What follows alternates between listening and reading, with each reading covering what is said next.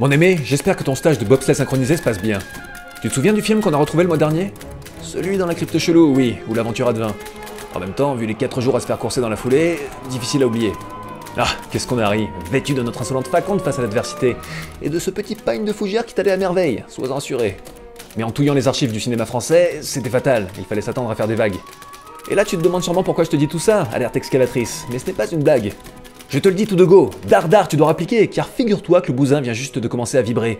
Du genre menaçant, la sérénité à zéro, mer insondable de mystère que mes sourcils seuls ne peuvent éclairer. Je pensais qu'on serait tranquille jusqu'à ce que tu reviennes la truffe au vent, mais là, non, je crois qu'il est mûr. Donc reviens-moi vite, muse de mes possibles, que nous puissions décortiquer l'objet à coup sûr. Cette œuvre reine est à nul autre pareil, et lorsque dans un souffle nous triompherons de ses secrets, le cahier des charges sera complet. Car ma pupus, tu es et tu resteras la lumière... Ah mais t'es là? Cool. T'as du papier?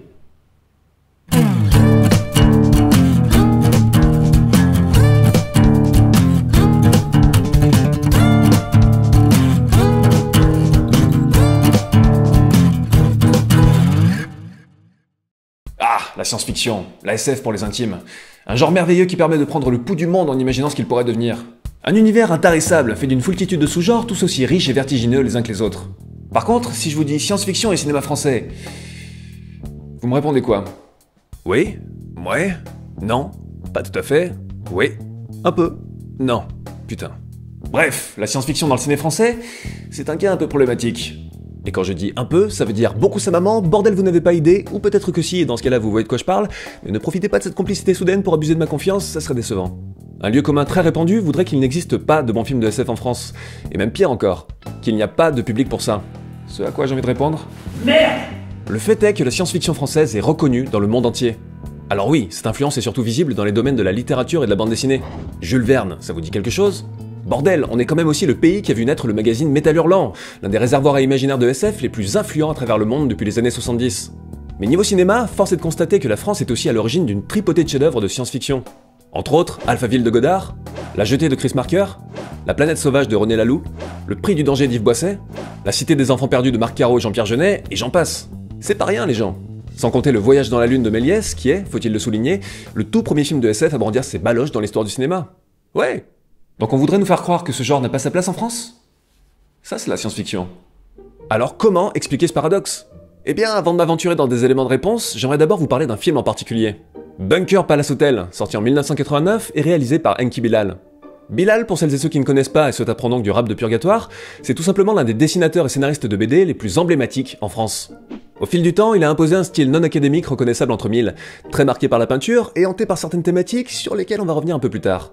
Passé notamment par la revue culte Pilote, mais aussi Métal Hurlant, oui on y revient, le bonhomme a contribué, en quelques décennies, à rendre la science-fiction un peu plus respectable aux yeux du grand public. Et bon, je vais pas faire une rétrospective de son œuvre ici, c'est pas le propos, mais sachez que la Mienki est aussi passée par la case cinéma. En tant qu'artiste graphique déjà, en signant par exemple les décors de La vie est un roman d'Alain Resnais en 83, mais aussi en tant que metteur en scène donc. Sa filmographie n'est pas méga fat, puisqu'il n'a réalisé que 3 œuvres, qui relèvent toutes de la science-fiction. Mais même si elles sont inégales, chacune reste à part dans le paysage cinéma français. Et c'est de la toute première qu'on va parler aujourd'hui. Donc, trêve de présentation. Bunker Palace Hotel, qu'est-ce que c'est? Le film commence dans un pays indéterminé et un futur indéterminé, où un personnage indéterminé quitte de manière déterminée un bâtiment pas très déterminé, sous une pluie de lait, de sperme. Je sais pas. Abritez-vous bien les gens. Le bonhomme s'avère rapidement être Holm, membre énigmatique et puissant de la classe politique dominante, joué par un Jean-Louis Trintignant qui pète la classe en Yul Brynner Camembert. Sauf que le pays traverse une révolution sanglante, et la classe dominante, elle a les chocottes. Holm rejoint donc un bunker souterrain où d'autres dignitaires sont planqués en attendant que les choses se calment. Quel beau mur! L'ambiance serrage de fesses est d'autant plus forte que personne ne sait où est leur leader, un Gus mystérieux qui répond au doux nom de président, car les informations sur ce qui se passe à la surface sont très floues. Pendant ce temps, Clara, une membre de la dissidence jouée par une Carole Bouquet atomique, réussit à s'infiltrer dans le bunker pour observer la déroute des oppresseurs du peuple. Et oh putain, c'est quoi cette horreur? Non mais attends, mais qu'est-ce que... Non, ne te lève pas, ne t'approche pas, bordel, elle le fait, elle l'a fait, ok. Putain, les vieux frissons dans la guibole. Oui, j'ai oublié de vous dire, pour des raisons de confiance, le gouvernement s'est entouré de personnel non humain, et parmi eux, il y a ce modèle d'androïde qui incarne le glauque absolu. Ce qui apparemment consiste à mélanger les infirmières de Silent Hill, le baron Harkonnen, un con de mime et Lady Gaga. En mauvaise redescente. Non. Bref, les dignitaires découvrent Clara, s'énervent un peu, posent 2-3 questions, puis Holm va prendre un verre avec elle pour la cuisiner en douceur, et chose étrange, ils passent tous instantanément à autre chose. Putain mais sans déconner, sa seule présence est la preuve d'une brèche de sécurité de malade dans votre bunker, ça remet en cause toute votre situation. Ça serait pas le moment de paniquer là? Non? Non, ils vont prendre un bain. Vous méritez ce qui vous arrive, vous le savez ça? Bon, je vous passe pas mal de soubresauts d'intrigue, mais en bref, il y a un deuxième intrus qui semble connaître Clara et se fait passer pour un politicien. Tout le monde patauge à sa façon dans la paranoïa et la folie. Ce coquin de Holm dragouille Clara à n'en plus finir entre deux séances de pectoraux. Un froid terrible s'empare du bunker sans que personne ne comprenne pourquoi. Et ah putain, elles sont partout, bordel de fion, prenez mes rotules et partez. Je m'aventurerai plus tard à quelques spoilers, mais en attendant, l'essentiel est là. Alors déjà, premières impressions, tout est gris bleuté et il y a une nana avec des cheveux courts ultra stylés. Pas de doute, on est bien dans l'univers de Bilal. Avec sa trombine rétro-futuriste tout en ligne de fuite et en angle menaçant, le film est proche de ce qui sera plus tard appelé le dieselpunk, qui n'est pas un moyen de transport excessivement moisi, mais un genre de SF dont l'esthétique renvoie grosso modo à la période allant des années 20 aux années 50. L'atmosphère de science-fiction est disséminée avec subtilité, au détour de quelques détails inattendus qui nous travaillent presque inconsciemment l'esprit. Au-delà du cas évident des androïdes qui tapent en plein dans ce que le roboticien Masahiro Mori a appelé la vallée dérangeante, à savoir le malaise qu'on ressent face à des machines gobeuses d'âme beaucoup trop proches de l'humain, on a aussi par exemple la typographie bien zarbi, qui donne presque l'impression d'avoir affaire à une écriture extraterrestre. Jusqu'à ce qu'on se rende compte que, non, c'est juste une typographie bien zarbi. Mais ça fonctionne bien. Dans une précédente chronique, j'avais parlé du hors-film, c'est-à-dire ce qu'une œuvre laisse à l'imagination du spectateur. Et le hors-film, Bunker Palace Hotel, en est bourré. À s'en fissurer le nombril. C'est d'ailleurs ce qui fait une bonne partie de sa force. Le monde décrit dans le film est en pleine décrépitude, sans qu'on sache exactement pourquoi, mais pas par paresse ou effet de style. Car les hypothèses qu'on imagine sont bien sûr beaucoup plus flippantes que n'importe quelle réponse prémâchée. Le pays imaginaire où se déroule l'action renvoie à une certaine idée de l'Europe de l'Est de l'après-guerre, mais il représente en fait tous les pays et leur risque de dérive politique. C'est là qu'on observe le thème principal du film, qui a toujours plus ou moins traversé l'œuvre d'Enki Bilal. La peur du totalitarisme. Il faut quand même savoir que Bilal est d'origine yougoslave, et qu'il a fui la dictature de Tito en 1960 alors qu'il avait 9 ans pour s'installer à Paris. Et ironie totale, pour des raisons d'économie, le film a été tourné à Belgrade, qui n'est autre que la ville natale du réalisateur. La bonne grosse boucle est bien bouclée. Et donc les références au totalitarisme, il y en a partout. Visuellement d'abord, avec l'accent mis sur le culte de l'image et du leader, les symboles très connotés, ou encore l'architecture no limite dans le menaçant. Mais aussi thématiquement, avec l'existence d'une langue interdite que parlent les dissidents. Sans compter que le premier cadavre qui finit dans la chambre froide, il s'avère que c'est qui? Le pauvre Gus qui s'occupait de la culture dans le gouvernement. Ça va, niveau régime craignos, les références sont assez claires? Pour renforcer la triste ironie de la situation, Bilal fait de ce pays un patchwork culturel où se côtoient toutes sortes d'accents et d'origines de noms, et où si j'en crois le ciel, Gozer le Gozerien va pas tarder à débouler. Et forcément, plus cette diversité culturelle est forte à la base, plus l'oppression dont elle est victime dans un système totalitaire est vénère. La posture de Bilal est donc humaniste. Oui, c'est beau. Il veut montrer l'impasse qui se trouve au sein même du totalitarisme. Les politiciens ont tellement réprimé la population que toute leur déchéance va se baser sur un retour du refoulé.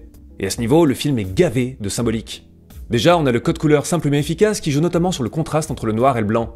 Comme ce piano sans touche noire qui montre que la classe politique se fantasme une identité pure, contrôlée, mais qui va leur revenir dans la gueule puissance 10 sous la forme du liquide noir qui envahit les canalisations. Un liquide qui, faut-il le préciser, ne sert pas à créer l'humanité ou des zombies moisis, mais est impossible à effacer. Un peu comme ce film en fait. Ensuite, on a les androïdes, dont le but n'est pas uniquement de me coller 3 ulcères par apparition. Ils symbolisent avant tout la population déshumanisée par le système, mais leur dysfonctionnement, qui fait écho au soulèvement de la population en surface, annonce la fin de cet asservissement. Enfin, on a la symbolique du corbeau, qui plane sur l'ensemble du bunker et qui est à double sens. Bien sûr, il s'agit d'un mauvais augure pour les dignitaires, blablabla, évidence. Mais aussi un symbole improbable de liberté qui arrive à se frayer un chemin même sous terre. En clair, selon Bilal, pas de cachette possible. Le pouvoir est voué à se fissurer tôt ou tard. Est-ce qu'on peut dire pour autant que le message du film est optimiste? Là, il est temps de balancer quelques spoilers. Donc si vous n'avez pas vu le film et voulez garder la surprise de la fin, faites un bond de cabri jusqu'à ce moment de la vidéo. Voici quelques secondes d'incertitude pour vous laisser le temps de décider. À mesure que le froid s'intensifie, le bunker tombe progressivement en ruine. Un bruit assourdissant se rapproche, et il s'avère qu'il est produit par la taupe, un énorme engin qui, ironie, a été construit à l'initiative de Holm et pulvérise les défenses du bunker. La taupe, c'est ni plus ni moins la pulsion d'autodestruction du pouvoir lorsqu'il est confronté à ces contradictions. Holm est le seul politicien assez clairvoyant pour accepter l'inévitable, et il décide donc de porter le coup de grâce avec une sorte d'amusement morbide. L'ancien monde n'aura même pas été victime du nouveau, il aurait été victime de ses propres insuffisances. Et pour accentuer cette idée, coup de théâtre fifou! Holm est en fait un fiefé robot. Ce qui me fait d'ailleurs penser que son nom est sûrement un hommage à Ian Holm, qui jouait l'androïde H dans Alien. Ça vous la coupe, non? Moi aussi, tout est lié. La déshumanisation n'est donc pas qu'une conséquence du pouvoir, c'en est une partie intégrante. Quant au président, il finit par apparaître face à Clara, et on comprend que toute cette mascarade était une manière bien pratique de laisser l'ancien monde s'affaisser sur lui-même. En bon caméléon politique, Mr. President réautorise la langue interdite, et charge Clara de transmettre un message à la rébellion. Par cet acte de récupération, il restera en place malgré l'illusion du changement. Cette fin laisse donc un goût amer. Le pouvoir ne se fissure que pour laisser place à une autre forme de pouvoir. Les antidépresseurs sont fournis à la sortie. L'humain reste fondamentalement une marionnette, ou un manipulateur. ou les deux. Mais là, c'est vraiment pas de bol. Toutefois, cette thématique lourde ne donne pas une ambiance uniquement lourde, on est plutôt dans le tragicomique. Face au pire de l'être humain, Bilal choisit de rire jaune. En même temps, le titre même du film est déjà assez parlant à ce niveau. Bunker, palace, hôtel. La guerre, les loisirs et le luxe entremêlés dans un shaker génialement absurde. Bilal ne sera pas toujours aussi fataliste dans son œuvre, mais là, ça devait être sa période no future. Il en faut.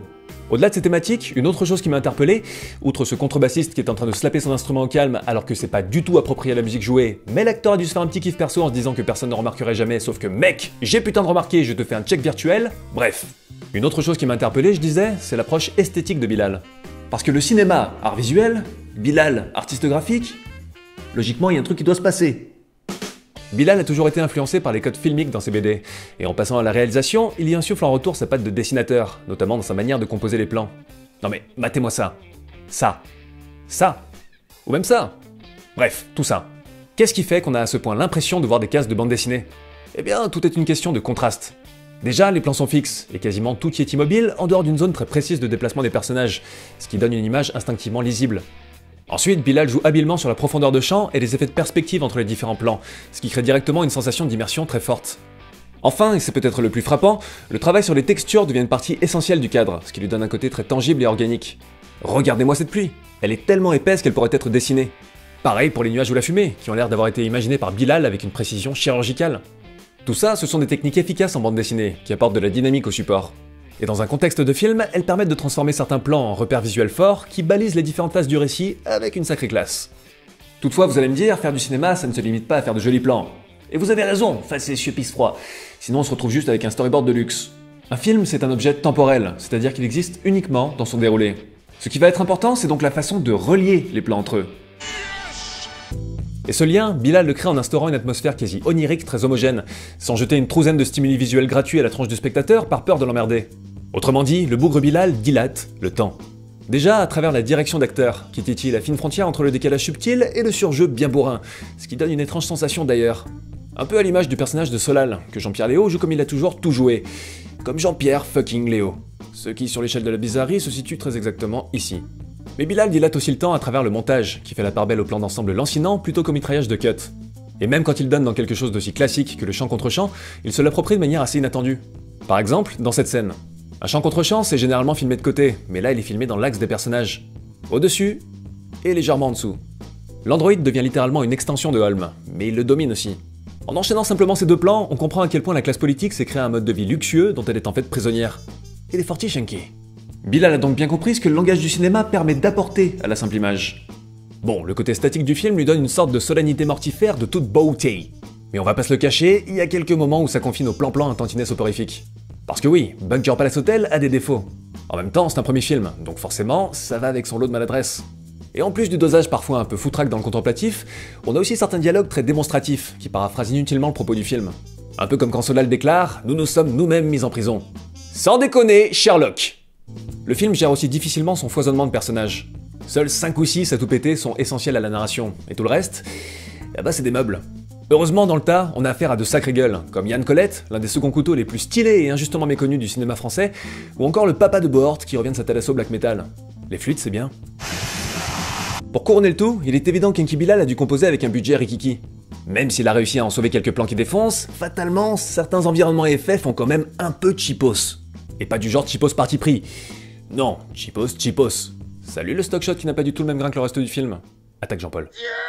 Bref. Bunker Palace Hotel a beau être un poil bordélique et trop fauché pour ses ambitions, il déborde de bonnes idées et d'une élégance funèbre ultra immersive. Bilal a su transposer son univers au cinéma sans perdre en intégrité. Dans le fond, on a une allégorie passionnante de l'oppression nichée au cœur de l'être humain, comme a pu l'être, dans un autre genre et à un autre niveau de hardcore, le salaud de Pasolini. Et dans la forme, le film montre la richesse des échanges possibles entre le cinéma et les autres arts. En clair, c'est le oui. Et finalement, pourquoi je vous parle de ce film en fait? Non, parce qu'au bout d'un moment, la question se pose. Bon, déjà, c'est une preuve supplémentaire que des films de SF bons et originaux produits chez nous, il y en a. Mais surtout, Bunker Palace Hotel montre parfaitement les qualités et les problèmes du genre en France. Déjà, le film est représentatif de ce qu'on pourrait appeler l'approche française de la science-fiction. Une approche plutôt cérébrale, intériorisée et poétique, où le truc le plus spectaculaire, c'est sûrement le mulet de Gérard Arklin dans Diesel. Le problème, c'est que cet aspect minimaliste a souvent été poussé jusqu'à l'autocaricature par le manque flagrant de moyens. Ce qui a donné à la SF française la réputation d'être chiante comme la pluie, et donc pas viable au box-office, ce qui est assez tendu pour un genre qui coûte généralement la peau du joufflu. Mais ça a aussi accentué un certain complexe vis-à-vis des productions étrangères, qui sortent plus volontiers la grosse artillerie pulp et sont d'emblée plus fédératrices. Alors heureusement, un film comme Bunker Palace Hotel arrive à contourner son manque de moyens en basant son ambiance sur la désolation et l'austérité. Mais bordel, à certains moments on sent que la couille dans le potage, ils l'ont pas juste trouvé. Ils ont fait un ballon prisonnier avec. Tel manque de toute évidence, ils n'ont même pas pu se procurer des pieds de caméra stables. Non mais sérieux, regardez-moi ce plan fixe. Il tremblote putain. Et je ne compte même pas le nombre de transitions où la caméra se met à avoir des soubresauts juste avant que ça cut à un autre plan. Sans aucune raison.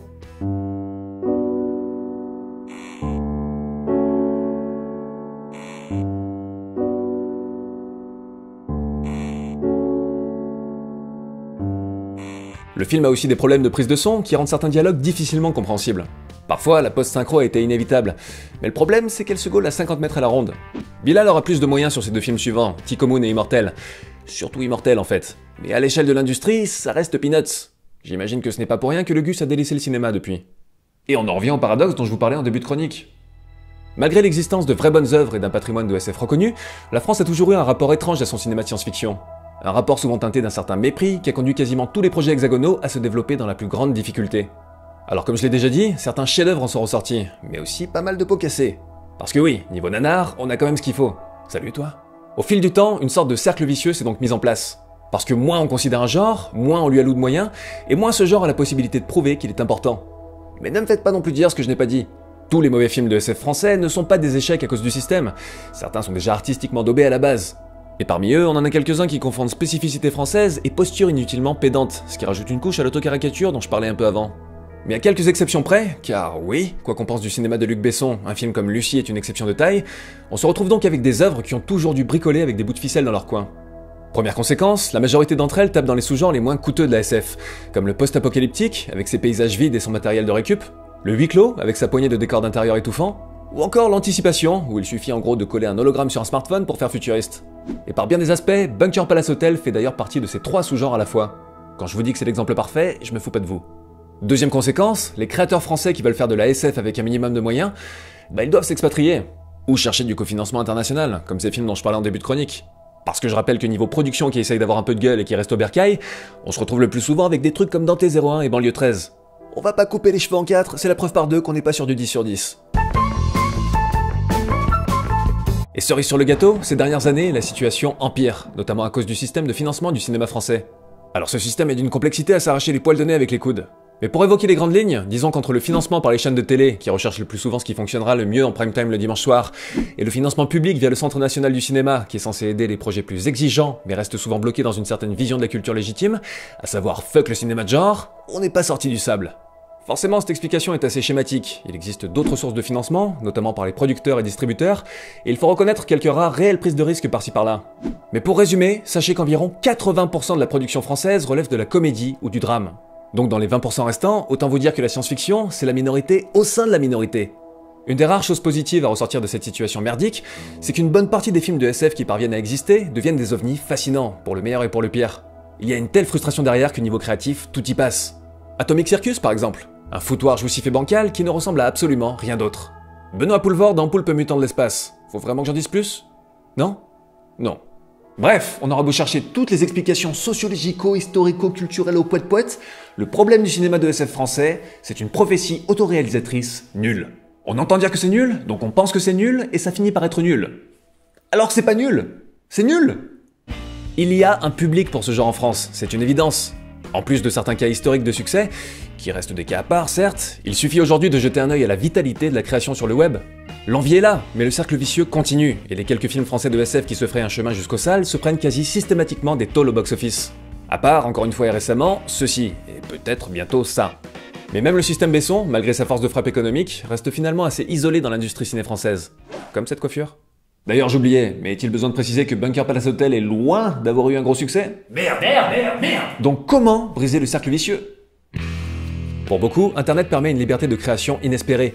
Mais même si beaucoup de projets ont effectivement accès à une visibilité inédite, les moyens restent limités.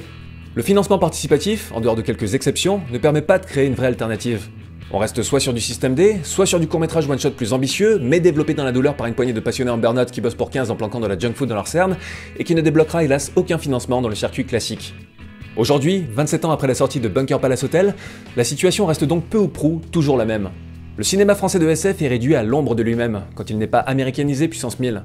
Alors oui, bien sûr, on peut faire de la bonne science-fiction avec un petit budget, mais niveau diversité de création et impact sur les mentalités du grand public, c'est pas la même limonade. Il est donc temps d'évoluer vers un système où faire des films de l'ambition d'un Bunker Palace Hotel arrêtera enfin de ressembler à ce point à un braquage. Et vu les outils de diversité qu'on a maintenant en main, le cas de la SF en France est en fait l'une des plus belles opportunités pour un public de se faire entendre par les projets qu'il soutient. Car si Internet n'est pas une solution miracle, il a au moins le mérite de générer plein d'étincelles. Même certaines chaînes de télé recommencent timidement en ce moment à produire des séries d'anticipation. C'est peut-être le signe d'un changement. On a la chance d'avoir une science-fiction à la personnalité unique, donc profitons-en. Le futur de notre cinéma de SF se construira aussi en assumant réellement cet héritage. Comme quoi, à force de regarder l'horizon, on en oublie souvent de regarder juste derrière. C'est lui. Paye ta galère pour le tracer, mais ça y est. T'es prêt? Alors souviens-toi, au moindre hors-champ, ça peut partir en banane. Donc à aucun moment on le quitte des yeux. Il y a des moments comme ça, je suis très fatiguée.